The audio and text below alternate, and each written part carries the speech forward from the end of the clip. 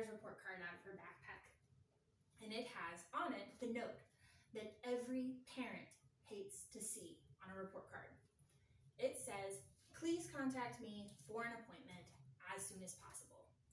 Inside on her report card has a great little note about how wonderful she is and how we need to talk options.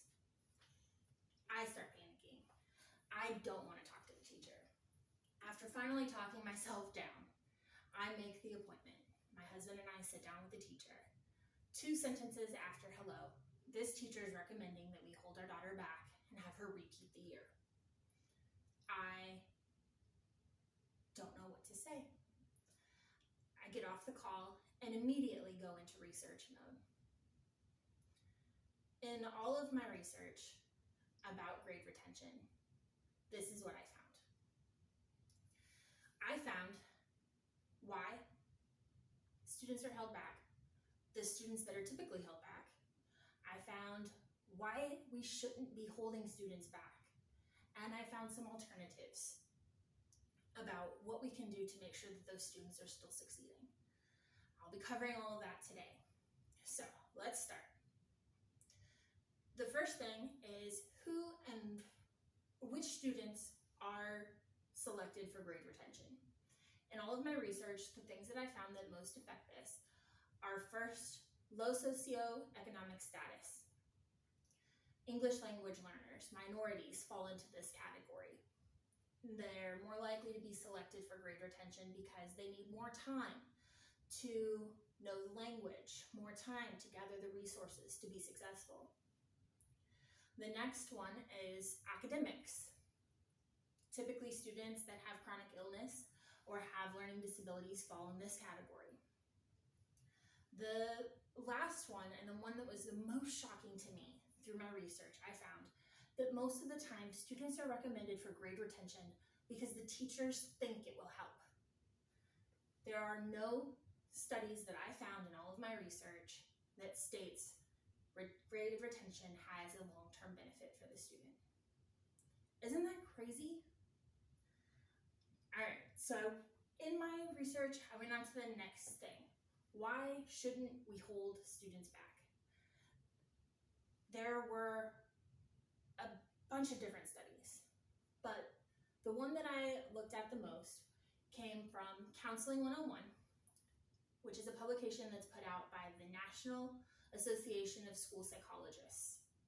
It says that the number one predictor of whether or not a student will finish high school is whether or not they were held back in elementary and middle school.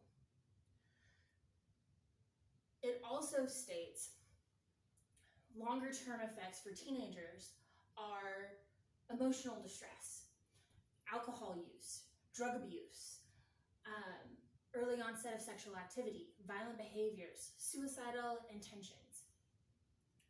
And then as adults, it also stated that they are more likely to be in prison. They're more likely to live forever on state assistance. They are more likely to be unemployed. It's scary, right? All of these bad side effects to grade retention. So what do we do? What am I supposed to do? The teacher says she's behind. The studies say don't hold her back. So I looked into all of the alternatives. And in my research, I found that parental involvement was recommended in both Counseling 101 and Professional Educators, which Professional Educator is a publication put out by Auburn University for teachers and professors. It says that parental involvement has a great effect on making sure that a student stays on course with their schoolwork. It gives them more opportunities to learn from different individuals. So the one teacher in the classroom is not the only person that they're hearing this information from. I know that this is especially true with my daughter. She hears things from the teacher that she doesn't always understand, but a peer can help her, or I can help her because we explain it from a different angle, using different wording that she relates to better. So this method really helps her. In Principal, a publication put out by the National Association of Elementary School Principals, they say assessments from an early age, looking for warning signs, can help. They also have put in place intervention teams where the student's current teacher and their next grade teacher work together to make sure that the student is learning everything they need to be successful the next year. All three sources, Principal, Counseling 101, and professional educators, state that more reading programs and more learning time would benefit these students. Without making the school day longer for all students, parental involvement is the one way that we can give these students more learning time. Even though grade retention was presented as this opportunity to give my daughter more time, there are more successful methods that yield longer-term success. Now that we've covered why and who is held back, why we shouldn't be holding students back, and alternatives for it, I hope that you can see that there are a lot more successful methods of making a child get caught up beyond grade level without holding them back and negatively affecting them for their whole life. Thank you and have a great day.